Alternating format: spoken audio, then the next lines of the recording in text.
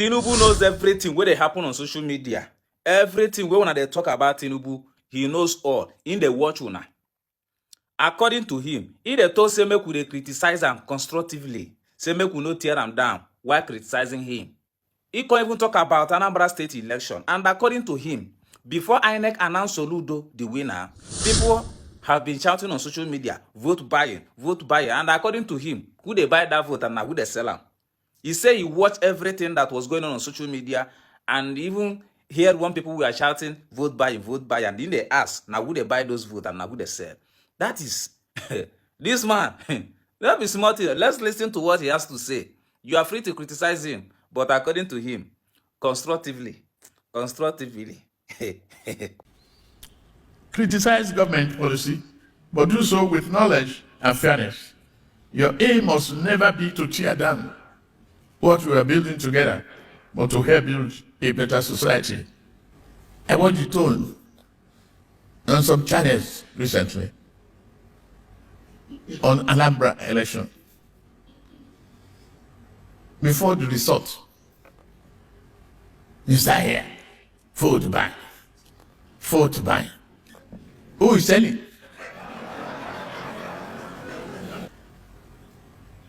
If I look back at the time I first assumed office and the way you all dealt with me, over subsidy removal, quote unquote, the floating of our exchange rate, removing the arbitrage, the corruption in the society, and the opportunity blocked against rentier economy. We should celebrate that one today. That the tunnel of darkness and the head wing of the economy is getting better. It is my privilege to welcome you to the State House. This is for free. It's your house. This year's annual conference of Nigerian Guild of Editors.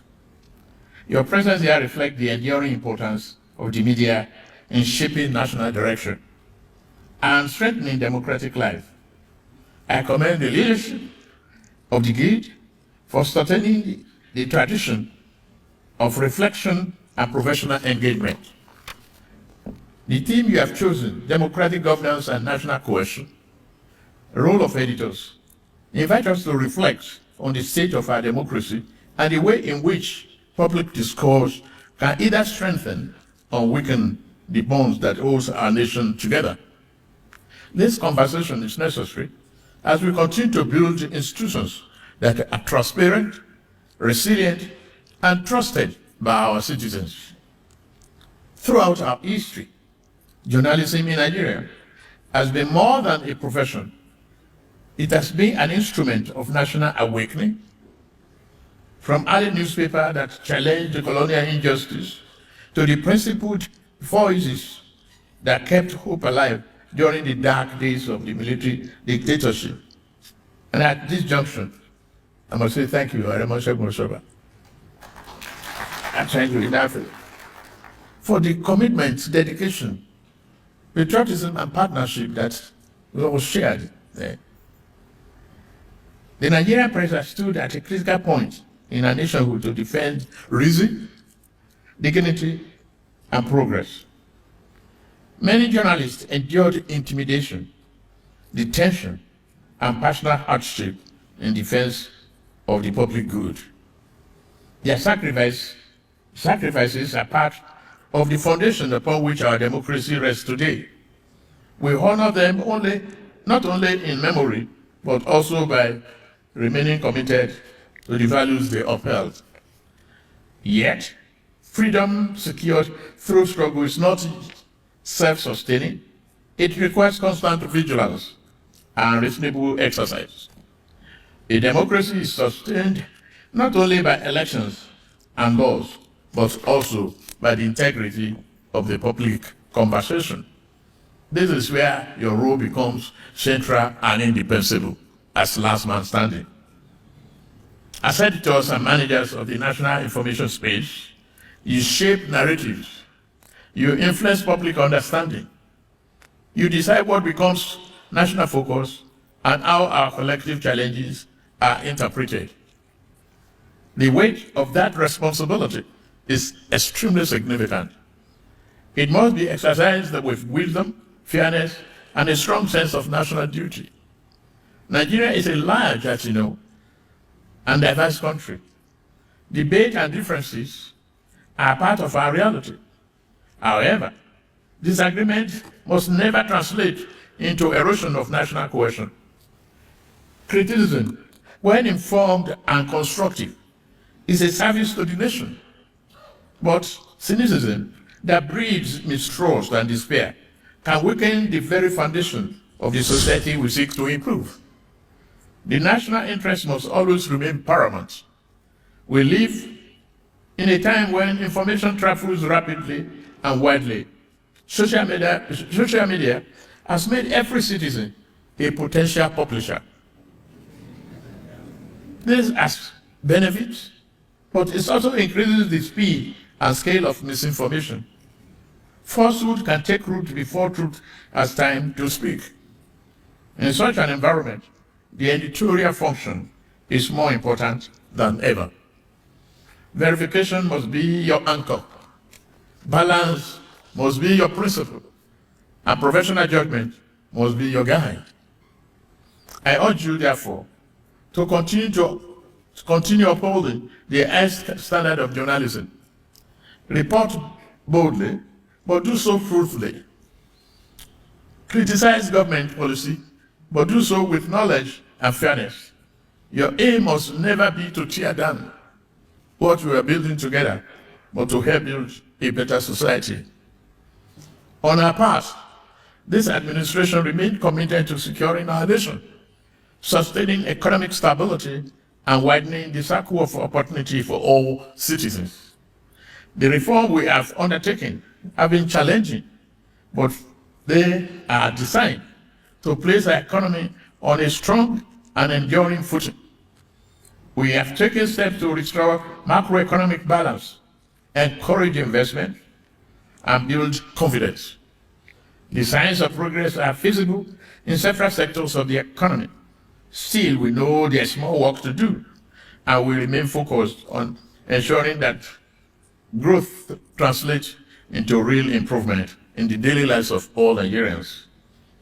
However, economic reforms and institutional improvement alone cannot build Nigeria we seek. Nation building requires cooperation, it requires trust, it requires a shared understanding that our future is tied together. Government has its role to play, the private sector has its role to play, civil society has its role to play, and the media has a distinct responsibility to help shape a climate of reason and unity. I ask of you, therefore, to continue to exercise that responsibility with the seriousness and honor. Let us choose clarity over confusion, responsibility over recklessness, and hope over despair. Let us remember that the stories we tell ourselves as a nation and as a people influence the country we become. I've listened to the request of the chairman of the guild. While with the full write-up, noted that the corporate tax relief, part of the reform, VAT exemption from media tax credits, affordable loans from BOI and BBI,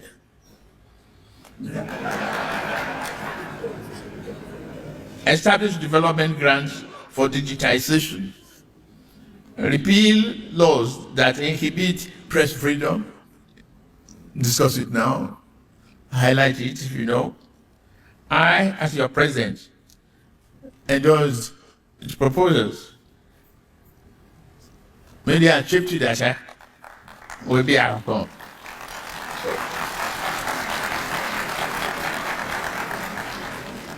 Distinguished editors, your work matters.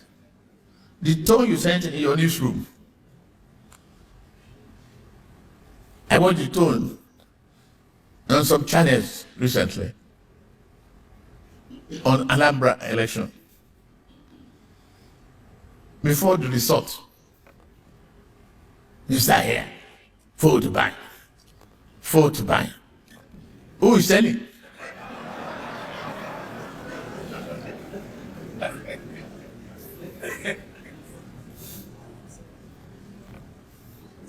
If there is no reason to complain, let me share leaders. It's our country. It is our country. We are going to be discussing the value charter from here. What should be worrisome to you is the image of the country you project over the outside world. How well your institution is making effort to build a nation of credibility with integrity that is required. Yeah, we may be poor. Poverty is not going to be our master. We are going to come out of it. Yes, we are challenged by terrorism, banditry, and others. We recognize that. Are we doing something about it? Are we inspiring the armed forces? Are we encouraging them to fight? They put their lives on the line to defend the national sovereignty of this country. It is our responsibility. Take it as part of laundry list of discussions there. Your request is in my pocket.